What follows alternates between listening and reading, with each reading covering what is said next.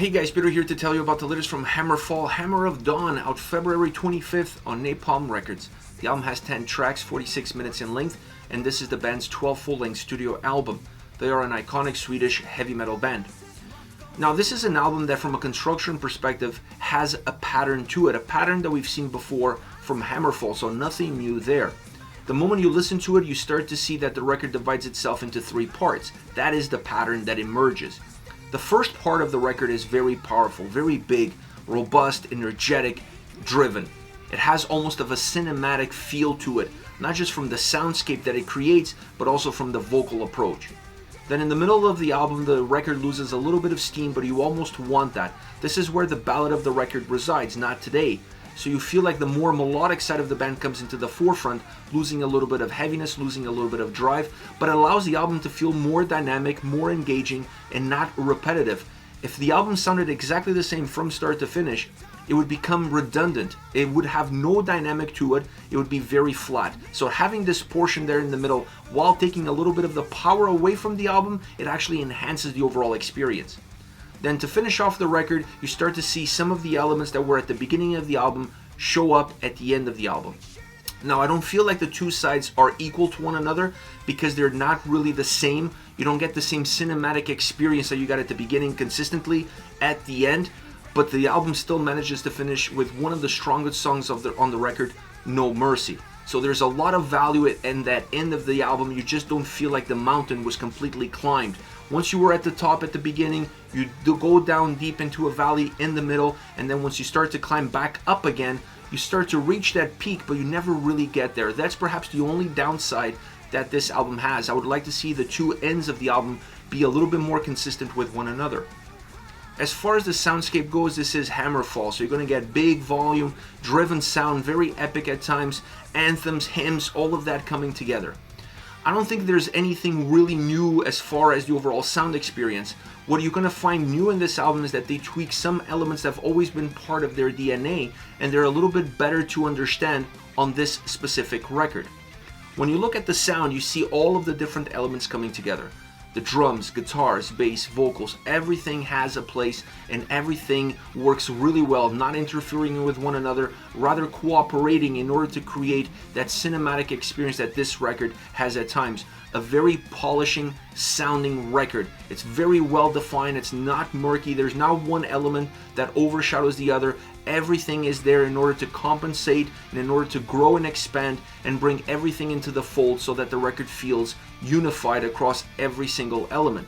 The difference that I felt that this album offered within that soundscape, within that robust soundscape, is that the album, while being very big, it didn't feel hollow. It had a little bit more soul, it had a little bit more substance.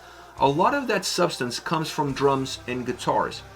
The drums on this album are big, they're heavy, consistently heavy from start to finish, but that heaviness doesn't take anything away from the power, from the drive, from the melody that the album holds. It rather springboards it forward. It's one of the igniters. The drums still help ground the record, still help create the foundation of the album, but more often than not, they're not just there for that. They're also there to catapult the record forward on every single song. And that allows the overall substance of the album to feel bigger. So as the volume grows, so does the elements within it. The drums are playing a huge role in that. So are the guitars. The guitar sound on this album is phenomenal. This is a guitar clinic through and through. From melodies to riffs to harmonies to solos, everything guitar related, this record really has so many great elements to offer song in and song out. And having the ability to sometimes pair the guitar sound with the heaviness of the drums really helps the fluidity of the tracks and really helps the overall fluidity of the album. Then on the other side, allowing some of the guitars to go more into a melodic portion, make the album feel more dynamic. It gives it more life. It doesn't sound one-dimensional. So having the guitars work in parallel lanes to one another, sometimes moving in opposite directions, but still very well connected, makes the record feel bigger, thicker, more connected, and overall creates a much better soundscape song in and song out. Now the bass on this record has an important role. First of all, I like how much it pops. You could really see it, you could really feel it, you hear it, and you hear what it's doing to the songs and how it's helping merge these different worlds, connecting these different worlds. It's helping connect the guitars with drums more often than not, be the glue that holds it all together and allows everything to really work well individually, but then really work well in the collective. Once again, while not necessarily having a predominant role, the role that it has is really important if you want to achieve a soundscape, a sound experience like the one that this album has. Now, as far as vocals are concerned, Joaquin is phenomenal. I really feel like this is perhaps one of his best performances of the last 5-6 records. Just outstanding. Not just the sound, not just the tone, not just the delivery, but how it's mixed within the overall experience of this album. It's important to have a sound that creates images, that feels cinematic, specifically when you're trying to achieve anthems and hymns, that sort of tracks. You need the sound that creates those images for you, that you can imagine how the song will sound live, but you also need the vocals to enhance it. And on this record, I really felt that the vocal performance is phenomenal. Every single song, you get the best out of him, and the way it's recorded, the way it's put in the mix really gives power, because at times it feels like there's an echo behind them. They feel thicker, they have more layers, and they also stretch out tracks. So allowing the experience to be enhanced, allowing the experience to feel a lot bigger, a lot better, and definitely an incredible performance for the ages by Joaquin on this record. Overall, this is a band built of consistency, and this record is no different. The consistency of HammerFall, of putting albums out with always incredible quality, continues with Hammer of Dawn. Perhaps the main difference of this record, or what sets it apart from previous albums, are these little tweaks. They were able to keep the DNA of the band intact. They just fine-tune a few elements that makes the sound feel a little bit better together, and then they tweaked it a few elements that allow the vocals to have a more direct and important impact in the overall experience. These two things are really the only elements that I see different, or that allow this album to feel different from previous records, but the consistency of quality is there. As far as favorite songs are concerned, I want to start off with Brotherhood. This is the opening track of the album, and then the song title says it all. It's about brotherhood, friends in a band together, bonding over music, touring, their lives. It's all about that. It's really a hymn. This song has all of those components.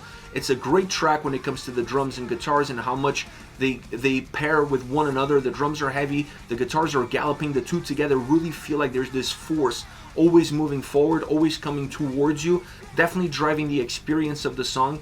The vocals are more direct in the verses, a little bit bigger, epic in the chorus, allowing the chorus to really come to the surface, making the song feel like it has more of an ebb and flow and not just a direct approach all the way through, elevating the quality of the track as well. Now the solos breathe life, they breathe energy to a song that was already very energetic, so it just increases that experience, but it really comes together, allowing the song to feel very compact and very well constructed. Next you have No Son of Odin, a very dynamic song, bringing melody and heaviness and then intertwining those two elements, really hard to separate and see which one is having the biggest impact. The two of them together is what creates this song. It slows down in the chorus, making the chorus feel bigger. It gives it a sense of a cinematic approach.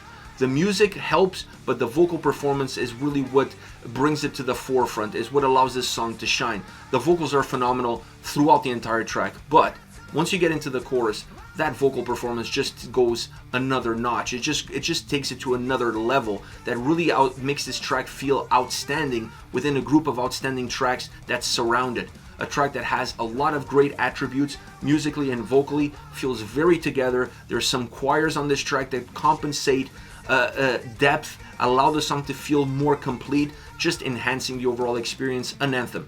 This is a HammerFall anthem, a song because of the way it's built, the way it sounds. The vocal performance in that chorus really calls for this to be performed live, because it would be a great track for the band to interact with the audience. It has all the components for that.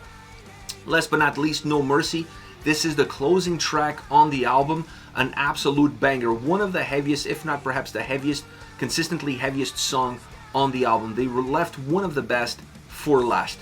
It's powerful, it's driven, it has a lot of momentum, it has great sound from the drums and the guitars, outstanding vocals from start to finish, vocals that stretch out the footprint of the track. This is a song that's big in volume and sound, but but it's also big in terms of what the vocals are doing from beginning to end, allowing the track to feel that it has intensity across all the different parameters, and also leaving you wanting more. This is such an impactful track to close off an album that when you listen to this song, you want more HammerFall. So it's going to make you go back to the beginning of the record and press play again.